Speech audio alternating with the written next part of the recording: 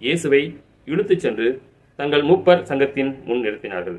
அவர்கள், நீ மெசியாதானா, எங்களிடம் சொல் என்று கேட்டார்கள்.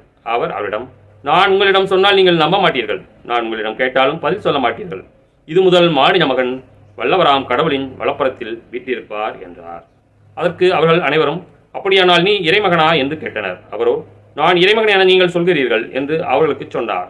அதற்கு அவர்கள், இன்னும் நமக்கு சான்றுகள் தேவையா, இவன் வாயிலிருந்தே நாமே கேட்டோமே என்றார்கள். திரஞ்சிருந்த மக்கள் அனைவரும் எழுந்து இயேசுவை பிலாத்தின் முன் கொண்டு சென்றனர். இவன் நம் மக்கள் சீரழிய காரணமாக இருக்கிறான், சீசருக்கு கப்பம் கட்டக்கூடாது என்கிறான், தானே மெசியாவாகிய அரசன் என்று சொல்லிக் கொள்கிறான். இவற்றையெல்லாம் நாங்களே கேட்டோம் என்று அவர்கள் இயேசுவின் மேல் குற்றச் சுமத்த தொடங்கினார்கள். பிலாத்து அவரை நோக்கி, நீ யூதரின் அரசனா என்று கேட்க அவர், அவ்வாறு நீ சொல்கிறீர் என்று பதில் கூறினார். பிலாத்து தலைமை குருக்களையும் மக்கள் கூட்டத்தையும் பார்த்து, இவனிடம் நான் குற்றம் ஒன்றும் காணவில்லை என்று கூறினான். ஆனால் அவர்கள், இவன் கலிலேயா தொடங்கி யூதேயா வரை இவ்விடம் முழுவதிலும் மக்களுக்கு கற்பித்து அவர்களை தூண்டிவிடுகிறான் என்று வலியுறுத்தி கூறினார்கள். இதை கேட்ட பிலாத்து, இவன் கலிலேயனா என்று கேட்டான்.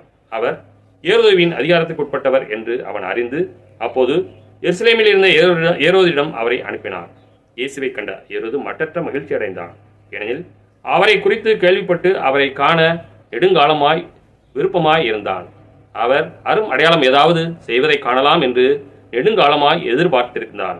அவன் அவரிடம் பல கேள்விகள் கேட்டான். ஆனால் அவர் அவனுக்கு பதில் எதுவும் கூறவில்லை. அங்கு நின்ற தலைமை குருக்களும் மறைநூல் அறிஞர்களும் அவர் மேல் மிகுதியான குற்றம் சுமத்தி கொண்டிருந்தார்கள். ஏரோது தன் படை வீரரோடு அவரை இகழ்ந்து ஏளனம் செய்து பளபளப்பான ஆடை அவருக்கு உடுத்தி அவரை பிலாத்திடம் திருப்பி அனுப்பினான். அதுவரை ஒருவருக்கு ஒருவர் பகைவராய் இருந்த ஏரோதும் பிலாத்தும் அன்று நண்பர்களாயினர். பிலாத்து தலைமை குருக்களையும் ஆட்சியாளர்களையும் மக்களையும் ஒன்றாக வரவழைத்தான்.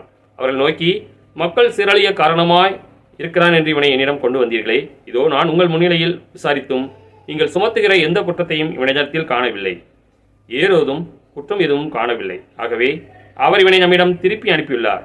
மரண தண்டனைக்குரிய யாதொன்றையும் இவன் செய்யவில்லை என்பது தெளிவு. எனவே இவனை தண்டித்து விடுதலை செய்வேன் என்றார். விழாவின் போது அவர்களுக்கென ஒரு கைதியை விடுவிக்க வேண்டிய கட்டாயம் அவனுக்கு இருந்தது.